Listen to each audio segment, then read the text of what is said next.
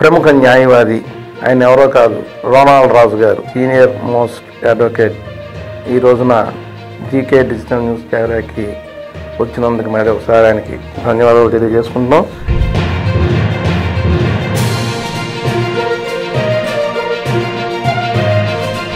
Clients వచ్చినప్పుడు ఒక్కొక్కసారి గెలవచ్చు, ఒక్కొక్కసారి ఓడిపోవచ్చు.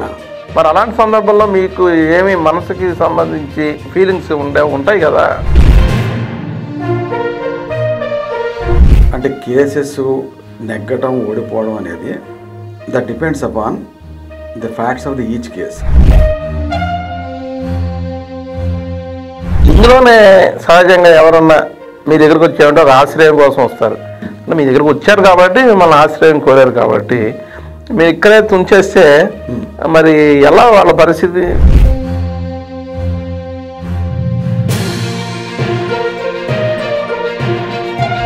ఇప్పుడు 100% కేసు లేనప్పుడు మేము ఫెయిర్గా చెప్పారు. 100% కేసు లేదు.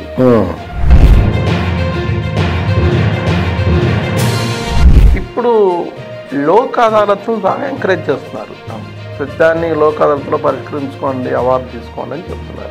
నేర చరిత్ర ఉన్నటువంటి లోక్ అదాలత్లో కూడా చేసుకోండి అనేది ఇది సమాజానికి ఏ రకమైనటువంటి సిగ్నల్స్ ఇస్తుందండి? ఇది లోక్ అదాలత్లో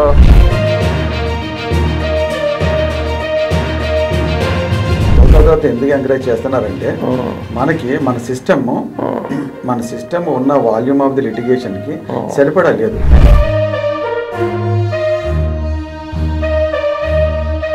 ఇప్పుడు లేటెస్ట్గా మనకి గవర్నమెంట్ ఒక యాక్ట్ ఏదో తీసుకొచ్చింది. అసలు అడ్వకేట్ అయిన తర్వాత వీళ్ళు నిరాదేశాలు చేయటం, నిరసనలు ప్రకటించడం, ఈ వ్యవస్థకి అడ్వకేట్ వ్యవస్థకి ఎంత మటుకు ఇది కరెక్ట్?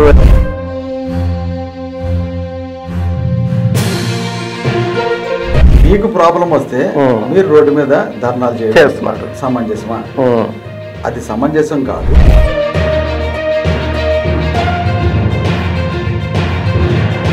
ఇప్పుడున్నటువంటి రాజకీయాల్లో ఏ రకంగా ఈ మన రాష్ట్రంలో, దేశంలో రాజకీయాలు మనం మాట్లాడుకున్నట్టయితే ఈ రాజకీయాలు ఎలా ఉన్నాయి? ఇవాళ మంచి చేస్తున్నాయా, చెడ్డ చేస్తున్నాయా, ఏమన్నా దిగజారుతనంగా ఉన్నాయా?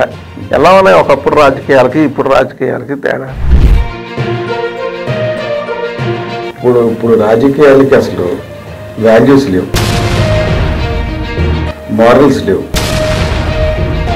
ఇప్పుడంతా డెఫినేషన్ ఆఫ్ పాలిటిక్స్ అనేది మారిపోయింది. ఇక్కడ అంతా కమర్షియల్.